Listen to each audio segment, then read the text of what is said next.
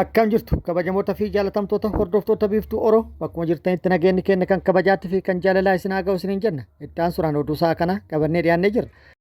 Hangadhuma sagantaa kanaatti nu wajji turuudhaan itti bohaaran affeerraa kenna affeeramtanii jirtu. Kallattimaan gara mata duree oduu amma qabadhetti yeroo dabru oduun jalqaba. Ayyaanni yaadannoo injifannoo Adwaa waggaa 130ffaan har'a kabajamee oolee jira. Kabaja ayyaanichaa irratti namoonni garaagaraa yaada kennanii jiru, haasaa taasisanii jiru. Namoota haasaa taasisan keessaa tokko Fiild Maarshaal Birhaanuu Juullaa yoo ta'u, maal jedhe kan jedhu qabannee jirra isin biraan geenna. Oduun itti aanu oduu godinaalee Oromiyaa garaagaraa irraa argannedha isin biraan geenna. Oduun itti aanu oduu oolmaa Oromiyaati. Oduu oolmaa Oromiyaatti lolli loltoota mootummaatiif waraana bilisummaa Oromoo gidduutti guutuu Oromiyaa keessatti gaggeeffamaa jiru akkuma itti fufetti jira. Mootummaanis gama isaatti duula sakattaa waraana bilisummaa Oromoo guutuu Oromiyaa keessatti gaggeessaa jiru cimsee itti fufuu beeksisee jira. Waraanni bilisummaa Oromollee tarkaanfii humnoota sakattaa waraana bilisummaa Oromoo jechuudhaan bobbaatee irratti hadheedhuudhaan raawwataa jiru cimsee itti fufee jira. Har'as mooraa waraana mootummaa dabalatee bakkoota garaagaraatti haleellaa raawwatu odeeffannoon nu ga'ee jira isin biraan geenna. Oduu biyya alaatiin lolli baha giddu galatti dhoohe har'as guyyaa sadaffaaf itti oolee jira. Lolli jalqabame badii guddaa dhaqqabsiisee jira. Akka yaadamee ol ta'ee jira.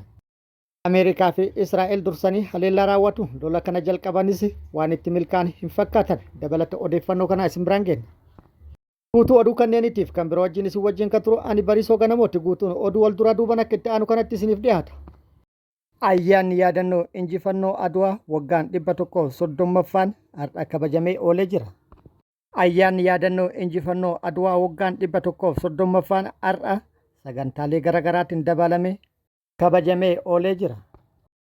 Gurraandhala 23 1888 akka lakkoofsa Itoophiyaatti guyyaa seenaan addaa itti galmaa'edha. Guyyaa uummanni Itoophiyaa weerartoota Xaaliyaanii itti moo'edha. Kabaja guyyaa ayyaana Adwaa kana irratti agarsiisni garaagaraa raawwatamee jira. Qaamoleen garaagaraa yookaan namoonni garaagaraa haasaa taasisanii jiru. Namoota kabaja guyyaa yaadannoo injifannoo Adwaa kana irratti haasaa taasisan keessaa tokko Fiild Maarshaal Birhaanuu Juullaa yoo ta'u, akka itti aanu kanatti haasaa isaa taasisee jira. የመጀመሪያው የውሃ ሙሌት ጭምጭምታ ወሬ ሲሰማ ታሪካዊ ጠላቶቻችንና ባንዳዎች ግንባር ፈጥረው በአንድ ጊዜ 15000 የሰለጠነና የታጠቀ ኃይል ከአገር ውጭ አሰልጥነው ህዳሴ ግድብ ላይ በመልቀቅ ልማቱን ለማደናቀፍ ተረባረቡ። እኛ የህዳሴ ልጆች ደግሞ አሸንፈን ህዳሴ ግድብን አስቀጠል ነው። ዛሬ የህዳሴ ግድብ ተጠናቆና ተመርቆ እነሆ ኤሌክትሪክ እየሰጠ ይገኛል። ከአማራ ከኦሮሞና ከትግራይ ጥያቄ በስተጀርባ ሆነው ድጎማ እየሰጡና እያስታጠቁ እንድንገዳደል እንድንዳከም እየሰሩ ባሉት በዚህ 5-6 ዓመታት ባንመክታቸው ኖሮ ኢትዮጵያን አሁን ባለችበት ቁመና አናገኛትም ነበረ። Akkuma haasaa ajajaa waraana waliigala Itoophiyaa Fiild Maarshaal Birhaanuu Juullaa irraa dhageettanitti Fiild Maarshaal Birhaanuu Juullaa hidha haaromsaatiin wal qabsiisee haasaa taasiseen hidha haaromsaa marsaa jalqabaa bishaan guutamuu yeroo dhagahametti diinonni seenaa Itoophiyaa fi baandaan adda uumuudhaan yeroo tokkotti humna leenji'ee akkasumas hidhate 15,000 biyya alaatti leenjisuudhaan hojii misooma hidha haaromsaa gufachiisuuf nutti duulchisan. Nuti immoo ilmaan hidha haaromsaa moo'annee hidha haaromsaa itti fufsiifnee jirra jechuudhaan haasaa isaa taasisee jira. Haasaa isaa kanarraa kan hubatamu iccitii hanga har'aa hin dhagahaminidha. Yookaan immoo haasaan inni har'a taasise kun haasaa kana dura taasifameen kan wal faallessuudha. Haasaa kana dura taasifamee tureen hojii hidha haaromsaatiin wal qabatee lubbuun namoota 15,000 hojii hidha haaromsaa kanarratti lubbuun isaanii darbuu gabaafamee ture. Ifaan ifatti immoo hidha haaromsaa gufachiisuuf humni hidhate kan leenji'e duula bal'aa fi kallattiidhaan hidha haaromsaa gufachiisuuf taasifame jedhame kana dura gabaafamee hin dhageenye. Iccitiin har'a Fiild Maarshaal Birhaanuu Juullaa akka odeeffannootti gadi baase kun gabaasa kana duraatiin kan wal hin simne ta'ee jira. Godina Horroo Guduruu Wallaggaa aanaa Jaardagaa Jaartee ganda Saggoo jedhamu keessatti guraandhala 24/2026 gara jabeeyyiin loltoota bilxiginnaa dargaggoo maqaan isaa Tafarraa Amanuu jedhamu badii tokko malee rasaasa itti dhukaasanii madeessuu maddeen himanii jiru. Akka maddeen himanitti dargaggoon kun siyaasa kam irraa walaba yoo ta'u gandicha keessaa guyyaa sana jaleewwan sirnichaa dargaggoota ukkaamsaa sababa turaniif jecha innis oggaa isaan argu baqachuu irraan kan ka'e duubaan itti dhukaasuun miidhaa qaamaa ulfaataa irraan ga'uu dubbatu. Aanicha guutummaa keessatti sarbaminsi mirga namoomaa ergamtoota sirnichaan ilmaan Oromoo irratti raawwatu haala duraan barameen olitti daran hammaatee itti fufaa jiraachuu maddeen eeranii jiru.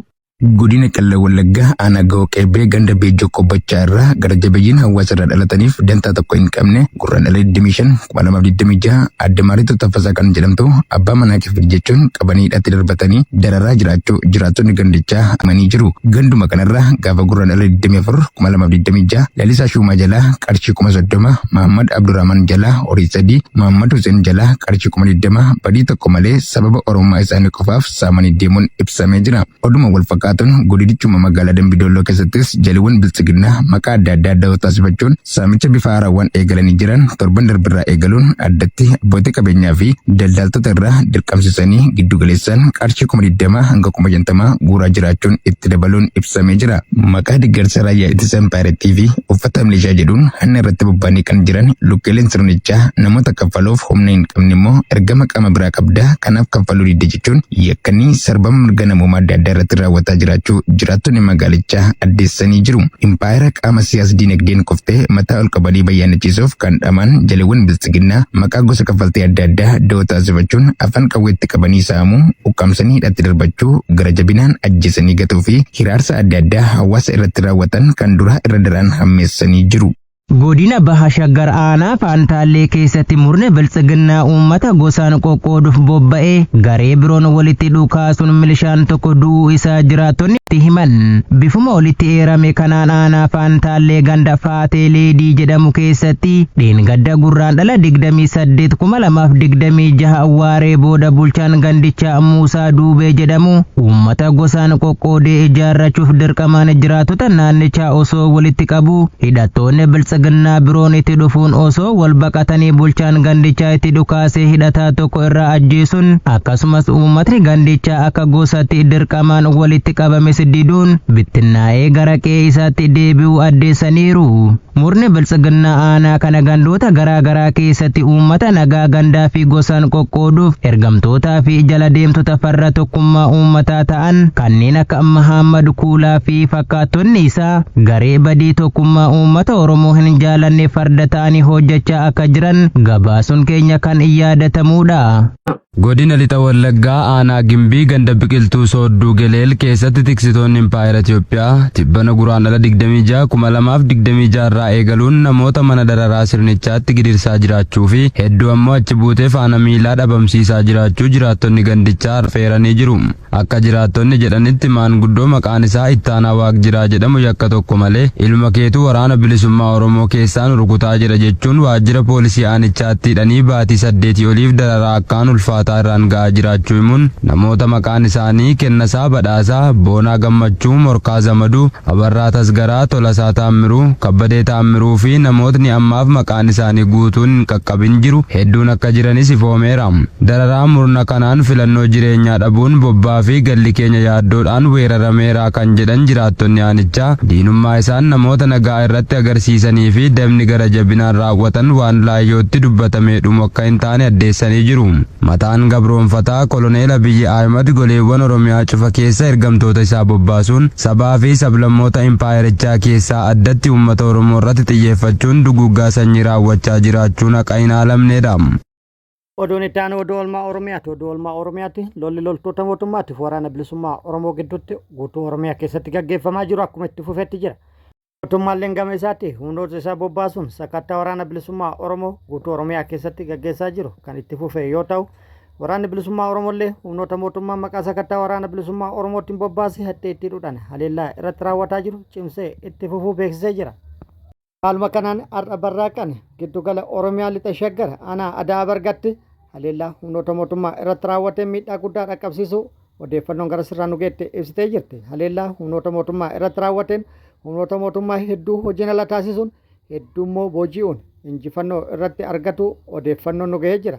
Akkasumas meeshaalee waraanaa hedduu barraaqan irraa hiikuu waraanni bilisummaa Oromoo beeksisee jira. Haaluma wal fakkaatu waraanni bilisummaa Oromoo zoonii lixa Oromiyaa Wallagga Bahaa aanaa Guutoo Giddatti tarkaanfii mooraa leenjii waraana mootummaa irratti fudhateen injifannoo argadhe jedhee jira. Wallagga Bahaa aanaa Guutoo Giddaa ganda jireenyaa iddoo addaa Qarsaa jedhamutti mooraa leenjii waraana mootummaa irratti tarkaanfii fudhateen qonnaan bulaa dirqamaan fedhii isaa malee gara mooraa leenjii waraanatti geeffame akka yaa'an taasisee jira yookaan immoo akka bittinnaa'an taasisee jira.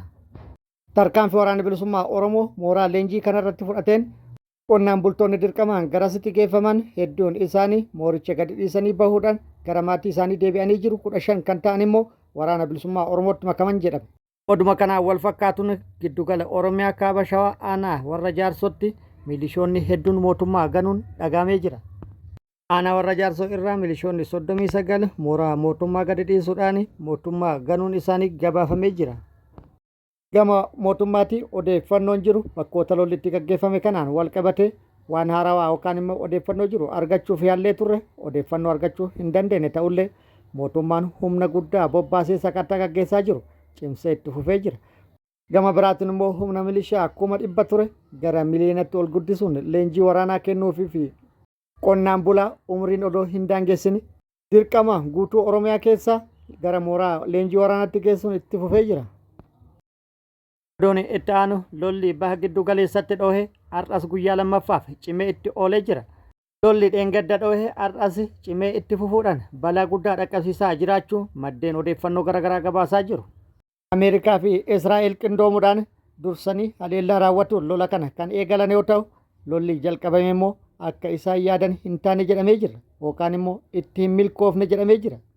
Lola jalqabame Iraan tasgabbeessuu irra finiinsitee itti fuftee jirti. Haleellaa biyyoota 15 irratti raawwatteen akka addunyaatti biyya yeroo jalqabaatiif lola guyyaa tokkootiin biyyoota 15 biyya haleelte taatee galmooftee jirti.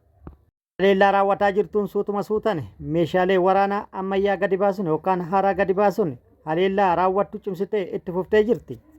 Iraan misaa'eloota hedduu gara Israa'elitti dhukaasuu itti fuftee jirti. Israa'elis misaa'eloota gara isiitti dhukaafaman kana qolatuudhaaf yoo yaaltellee itti milkaa'uu hin dandeenye. Hedduun isaanii to'annoo raadaar isaaniitiin ala ta'uudhaan miidhaa dhaqqabsiisaa jiru.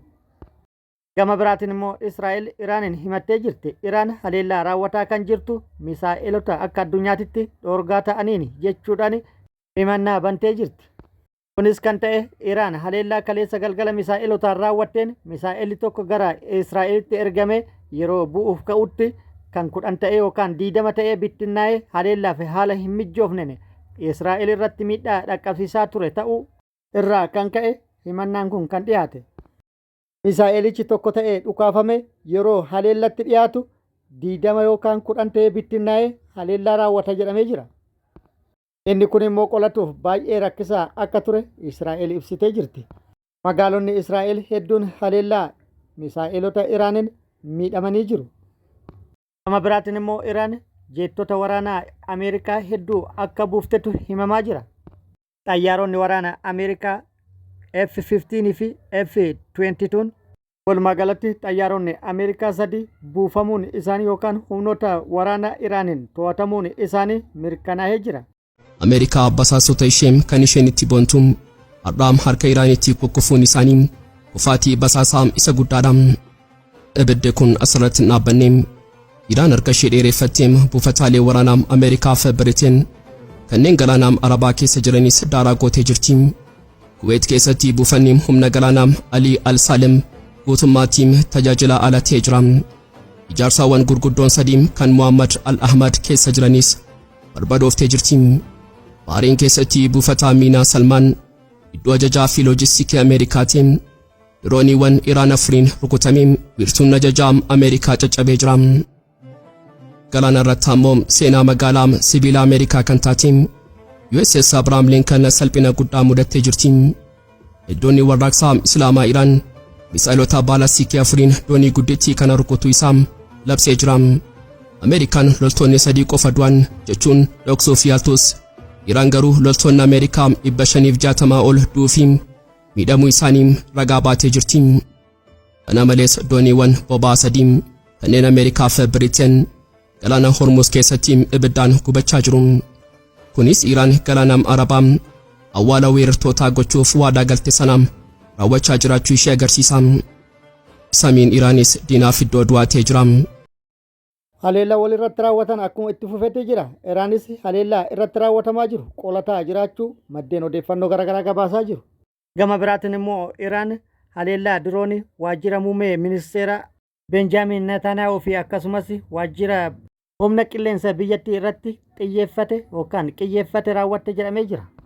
Miidhaan dhaqqabe garuu wanti adda bahee hin jiru. Gama biraatiin guyyaa kaleessa pirezidaantiin Ameerikaa Doonaald Tiraamp hooggantoota haaraa Iraan waliin mari'achuudhaaf qophii ta'uu ibsee ture. Hooggantoonni haaraan Iraan immoo mariidhaaf qophii ta'uu ibsanii haala amma keessa jiranii garuu mariin akka hin danda'amne ibsuudhaan lolatti kan xiyyeeffatan ta'uun dhagahamee jira. Lolli jalqabee dhaabbate mariidhaan rakkoo jiru furuun murteessaadha jedhamee jira. Rakkoo kana gara marii fiduuf qaama dubbataa jiru malee qaama hojjetaa jiru hanga ammaatti as hin baane. Kun akkuma jirutti ta'ee haleellaan Iraan irratti raawwataa jirus salphaa akka hin taane maddeen odeeffannoo garaagaraa gabaasaa jiru. Guyyaa kaleessa haleellaan raawwatamaa oole baay'ee salphaa kan hin turree fi fooqidhaan hedduu irrattis miidhaan dhaqqabe jedhamee jira. Namoonni miidhamanis hedduu akka ta'an maddeen odeeffannoo garaagaraa gabaasaa jiru. Walumaa galatti lolli kun torbaanuma tokkoof yoo itti fufu taate miidhaa guddaa kan dhaqqabsiisuu fi balaa guddaa kan qabu ta'uun mirkanaa'ee jira. Akka addunyaattis dhiibbaa guddaa kan qabu ta'u qaamoleen garaagaraa dubbataa kan jiran yoo ta'u lolli kun akka dhaabbatu garuu waliigalteen dhukaasaa taasifame gara mariitti dhufuun baay'ee barbaachisaa ta'uu jala sararamee jira.